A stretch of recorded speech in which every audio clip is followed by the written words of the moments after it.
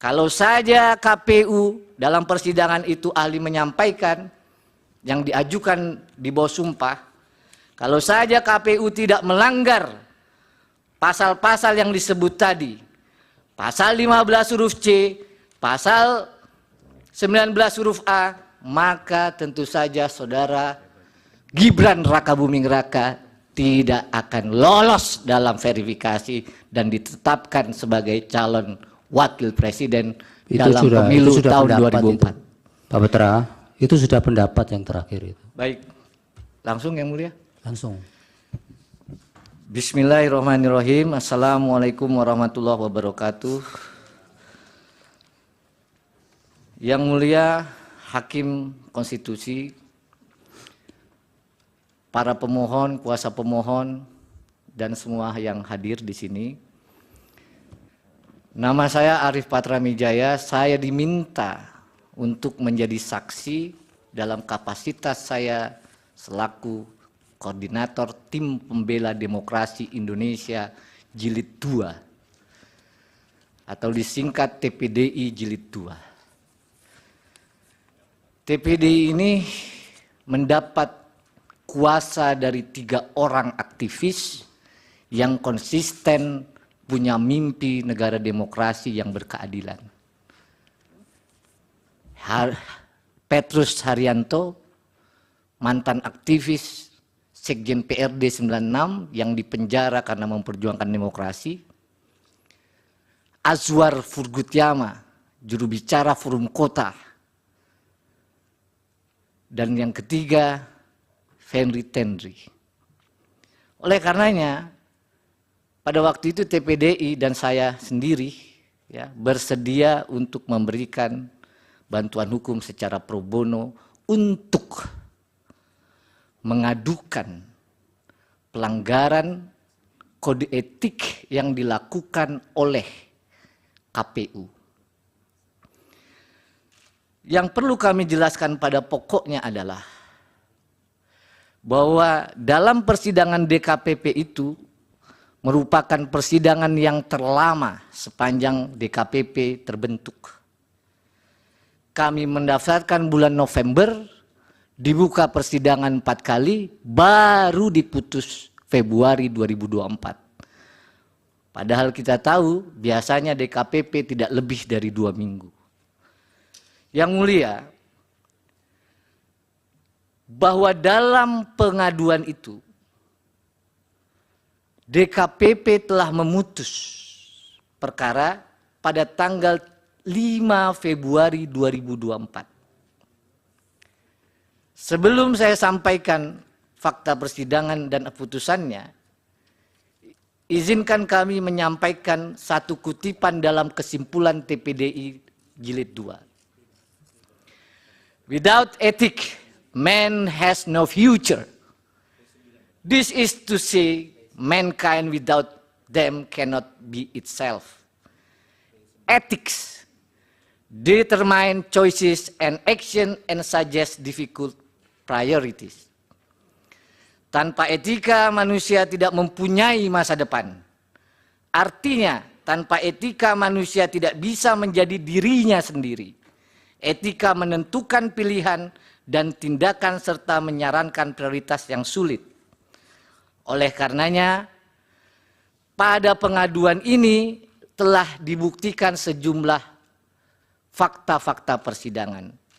Yang pada intinya DKPP memutus KPU telah melanggar pasal 11 huruf A dan huruf C, pasal 15 huruf C, dan pasal 19 huruf A Peraturan Dewan Kehormatan Penyelenggara Pemilu sehubungan dengan pendaftaran dan pencalonan saudara Gibran Rakabuming Raka sebagai calon wakil presiden dalam pemilu tahun 2024. Betul forumnya pada waktu itu adalah memeriksa etika.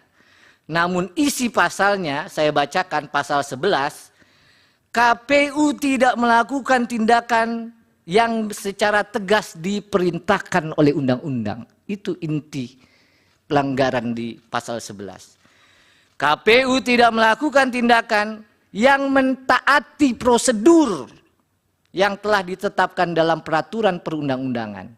Itu adalah isi pasal 11 huruf A dan huruf C.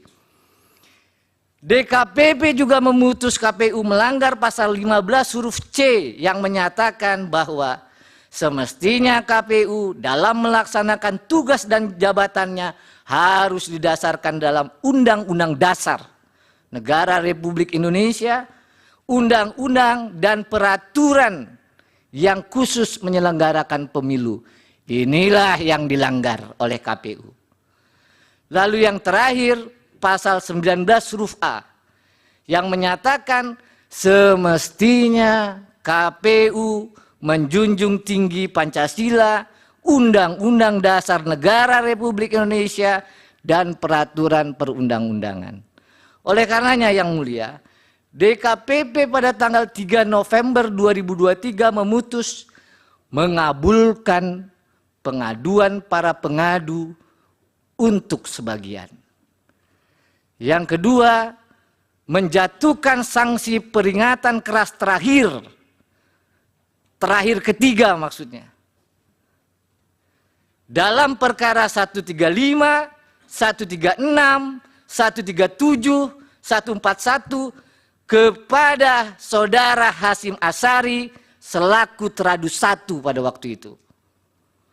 Yang ketiga, menjatuhkan sanksi peringatan keras kepada semua anggota KPU.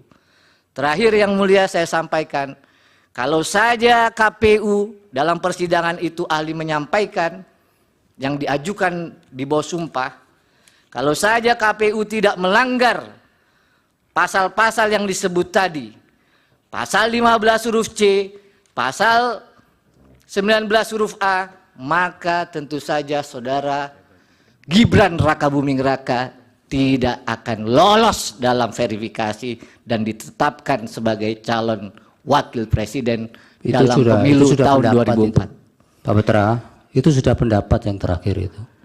Yang terakhir mohon dikesampingkan, saya tutup dengan perkataan terima kasih atas kesempatan yang diberikan yang mulia.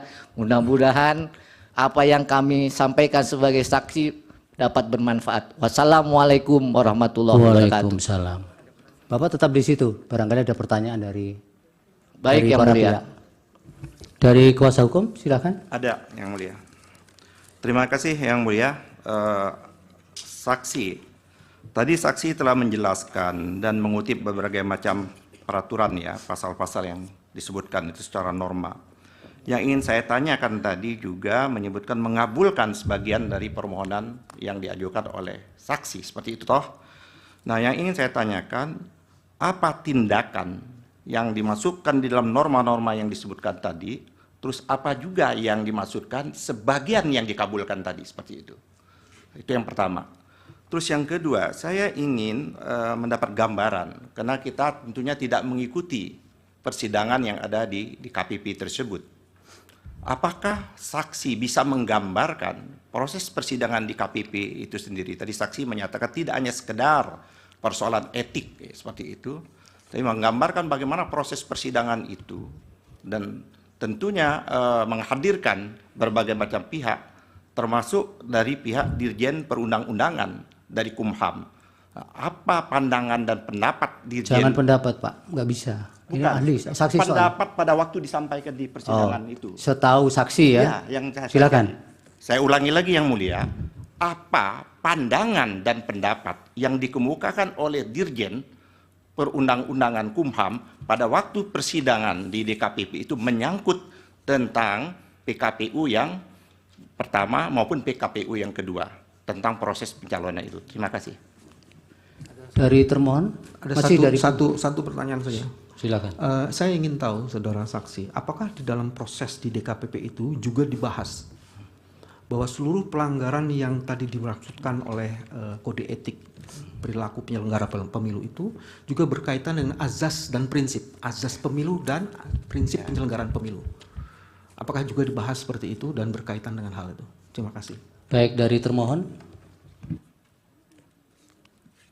Terima kasih majelis kepada saudara saksi. Berdasarkan perkara yang saudara saksi ikuti dan sampai kepada putusan DKPP, bertanya adalah apakah dalam putusan DKPP tersebut KPU dinyatakan tindakannya tetap sah dalam menetapkan Gibran atau tindakan KPU menetapkan Gibran dianggap tidak sah. Terima kasih. Baik, yang diketahui ya Pak Patra. Kemudian dari pihak terkait. Terima kasih Yang Mulia.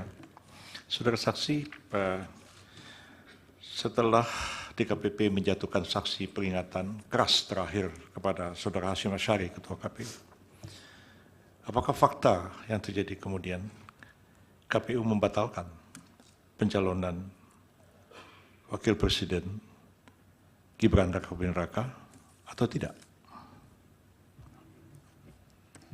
Itu sih. Cukup dari baik dari hakim. Cukup, silakan Pak Patra dijawab singkat-singkat saja. Terima kasih Yang Mulia. Menjawab pertanyaan kuasa pemohon,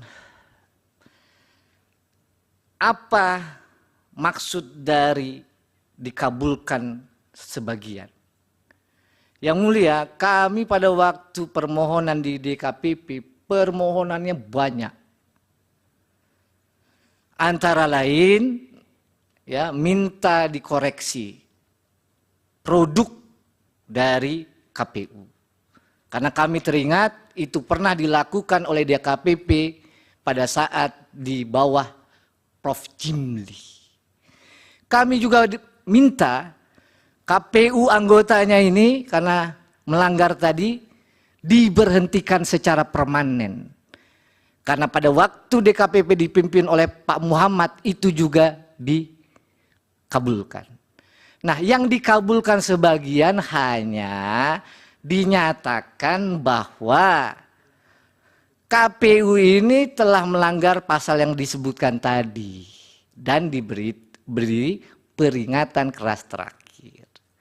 Itu yang pertama. Yang kedua, proses persidangan DKPP memanggil Bawaslu, DKPP memanggil juga Dirjen Peraturan Perundang-undangan. Pada saat persidangan, jelas Bawaslu menyampaikan dalam proses verifikasi, Bawaslu tidak dapat melakukan pengawasan. Kenapa? Karena sistem silonnya tidak dapat diakses. Begitu juga waktu Dirjen DKPP dihadirkan, fakta persidangan bisa dibuka dalam putusan tanggal 5 tadi, disampaikan oleh Dirjen, ya, pernah KPU mengirimkan surat untuk perubahan peraturan KPU 7 hari setelah tanggal 16 Oktober. Saya ulang, 7 hari. Lalu oleh Dirjen PP dikembalikan Yang Mulia. Nggak bisa begini KPU. Masa langsung minta draftnya diubah dan disahkan? Harus konsultasi dulu kepada DPR. Maka dikembalikan nih sama Pak Hashim. Tolong dulu. Ya, prosesnya konsultasi. Proses itu baru dijalankan setelah 7 hari, barulah ketemu tanggal 3 tanggal 3 ya, itu diterbitkan peraturan KPU nomor 23. Ya. Majelis mohon klarifikasi di peraturan mana yang diminta untuk diubah itu majelis. Tadi ada disebutkan oleh saksi peraturannya dimintaan KPU untuk diubah. Tahu tapi tidak peraturan mana yang minta diubah? Ya, jadi Yang Mulia, pada waktu KPU ini menerima berkas, Bawaslu menyatakan dalam persidangan mereka menggunakan pedoman pengawasannya dengan menggunakan peraturan nomor 19. Itu yang dia gunakan. Begitu juga KPU. Jadi pada waktu itu, berdasarkan peraturan nomor 19 tahun 2023, syarat capres dan syarat cawapres itu harus paling rendah 40 tahun belum diganti. Ya, itu tidak ditanyakan tadi. Ya itu tadi yang ditanyakan. Makanya KPU ya bilang bahwa tolong ini saya mau ubah yang mulia. Kepada Dirjen PP. Oleh Dirjen PP dikembaliin. Nggak bisa, harus konsultasi Ke DPR, sudah DPR jangan dulu. diulang-ulang itu, ya. Iya, gitu. Oke, yang pertanyaan Pak Yani satu lagi. Yang kedua, ini terkait dengan asas ya. Kalau dalam putusan kita baca, yang dilanggar oleh KPU ini tentu saja asas profesional dan asas menjamin ketidakpastian, Pak Bambang.